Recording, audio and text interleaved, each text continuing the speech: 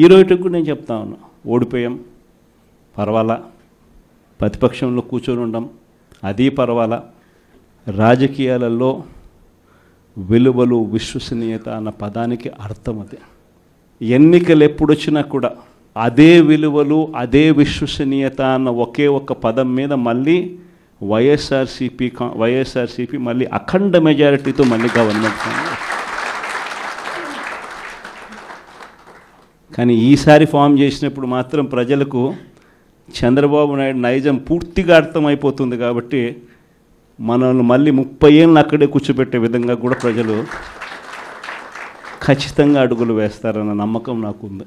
ఆ స్థాయిలో కేవలం 9 నెలల కాలంలోనే ఇంత దారుణంగా పడిపోయినాయి. ఇవన్నీ కూడా ఎందుకు నేను చెప్తా ఉన్నాను అని అంటే, ఈరోజు కష్టాలు అనేటివి వస్తాయి. ప్రతిపక్షంలో ఉన్నప్పుడు, రాజకీయాలలో మరీ ముఖ్యంగా ఉన్నప్పుడు ప్రతి ఒక్కరూ కూడా ఒక్కటే గుర్తుపెట్టుకోవాలి, కష్టం రానిదే సుఖం రాదు. ప్రతి మనిషి జీవితంలో కూడా కష్టాలు సుఖాలు అనేది పార్ట్ అండ్ పార్సల్. ప్రతిపక్షంలో ఉన్నప్పుడు మన కష్టాలు కనిపిస్తాయి, కానీ ఆ ప్రతిపక్షంలో ఉన్నప్పుడు ఆ కష్టాలలో వచ్చినప్పుడు మనం ఆ కష్టాలను ఎలా ఎదుర్కొంటాం అన్నది మనల్ని లీడర్లు చేస్తాయి.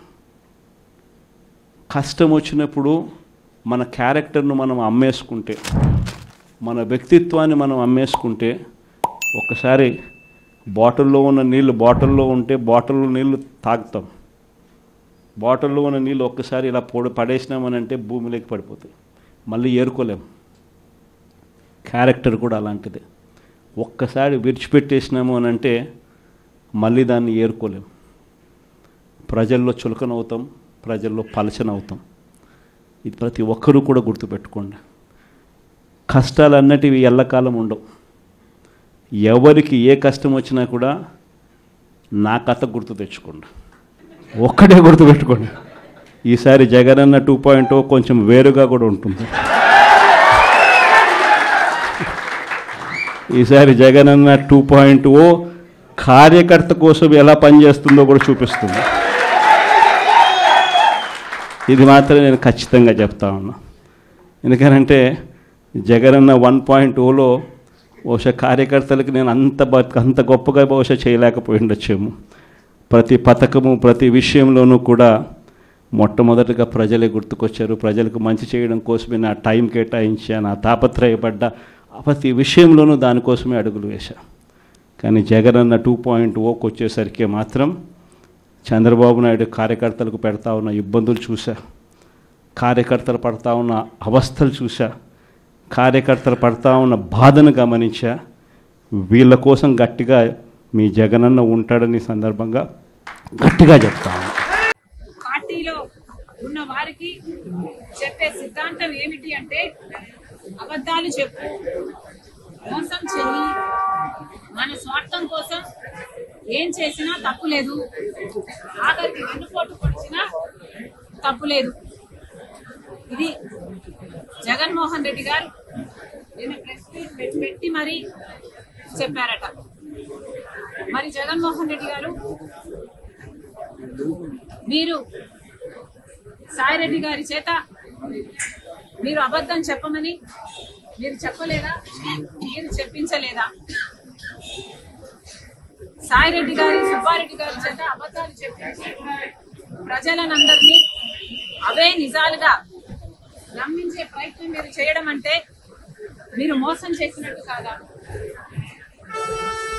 సొంత తల్లినే మీదనే కేసు వేయాలి అని మీరు కేసు వేస్తే మీ స్వార్థం కోసం ఏమైనా చేయొచ్చు అన్న సిద్ధాంతం మీరు ఫాలో అయినట్టు కాదా? సొంత చెల్లెలకి తన బిడ్డలకి మీరు వెన్నుపోటు పొడిచి మీరా ఇంకొకరి గురించి మాట్లాడేది? అవతల వాళ్ళకి గురించి 1 వేలు చూపిస్తున్నప్పుడు 4 వేలు మీ వైపే చూపిస్తున్నాయన్న విషయం మీరు మర్చిపోతున్నారు జగన్మోహన్ రెడ్డి గారు. దయాలు వేదాలు వర్ణిస్తే ఎంత అసహ్యంగా ఉంటుందో అంతకంటే అసహ్యంగా ఉంది జగన్మోహన్ రెడ్డి గారు నీతులు చెప్తుంది. ఇంకా ఏం చెప్పారు? క్రెడిబిలిటీ గురించి మాట్లాడారు. విలువలు, విశ్వసనీయత ఉండాలి అని మాట్లాడారు. అసలు జగన్మోహన్ రెడ్డి గారి డిక్షనరీలోనే విశ్వసనీయత, క్రెడిబిలిటీ అన్న పదాలు తీసివేయలేదా? మిగులుందా జగన్మోహన్ రెడ్డి గారికి క్రెడిబిలిటీ? ఒకసారి ఆలోచన చేసుకోవాలి. కనీసం రాజశేఖర్ రెడ్డి గారు కట్టిన ప్రాజెక్టులు ఏఎంసీ మెయింటెనెన్స్ కూడా మీరు చేయకపోతే గేట్లు ఊడి నీళ్లలో తేలుతున్న ముఖ్యమంత్రిగా మీరు పట్టించుకోలేదు. ఇంకా ఎక్కడుందండి మీకు క్రెడిబిలిటీ? పూర్తి మద్యపాన నిషేధం చేస్తామని చెప్పారు జగన్మోహన్ రెడ్డి గారు. మద్యపాన నిషేధం చేయకపోగా ఓన్లీ క్యాష్ అని మద్యం మాఫియా నడిపి లాంటి నాసిరకం మద్యం సప్లై చేసి ప్రజల జీవితాలతో ఆడుతున్నాడు జగన్మోహన్ రెడ్డి గారు. ఎక్కడుంది మీకు విశ్వసనీయత? ఋషికొండ తరతరాలుగా ఉన్న ఒక బంగారం లాంటి కొండను పూర్తిగా గొరిగేసి మీకోసం ఒక ప్యాలెస్ కట్టుకొని మీ బాత్రూమ్ లో కూడా సీవ్యూ ఉండాలని 500 కోట్లు ఖర్చు చేశారు. మిగులుందా మీకు విశ్వసనీయత? సొంత చిన్నానని హత్య చేయించాడు అని సిబిఐ చెప్పిన అవినాష్ రెడ్డికి మళ్ళీ టికెట్ ఇచ్చారు. పక్కన పెట్టుకొని తిరిగారు జగన్మోహన్ రెడ్డి గారు. ఎక్కడ మిగిలిందండి మీకు విశ్వసనీయత?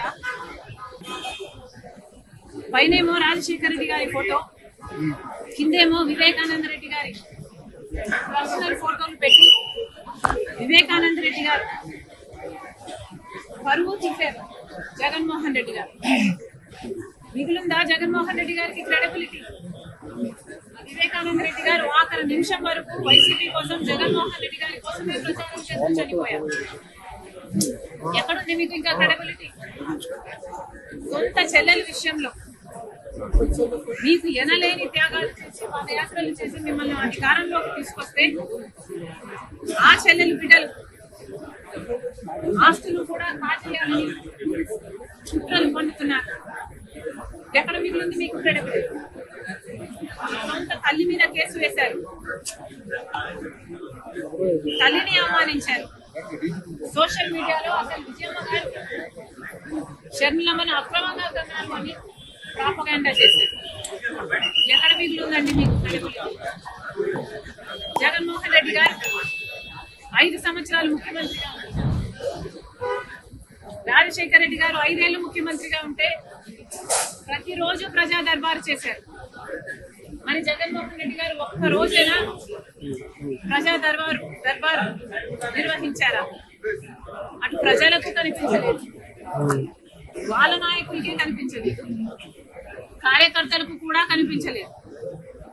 ఆఖరికి సిద్ధం సభలకు మాత్రం 100 కోట్లు ఖర్చు పెట్టారు.